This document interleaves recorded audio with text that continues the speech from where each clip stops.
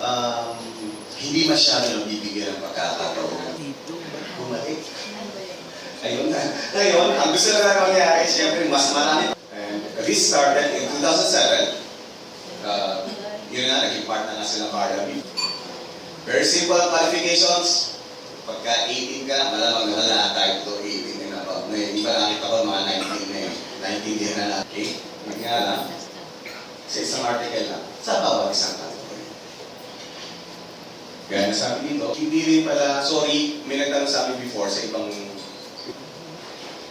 impact, syempre, 25% of the GDP. Kung sa photojournalism naman, yung photo mo, kailangan. Tapos sa TV at radio, halos pareho lang talaga, syempre, yun nga, pagka TV, ito yung mga categories. Marami tayong categories. Una-una yung agriculture. Kasi pa, Best Agriculture TV program or segment of that TV program.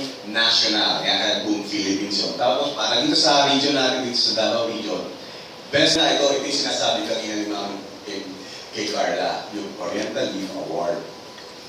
This is an Agriculture Story of the Year. Ito na yun.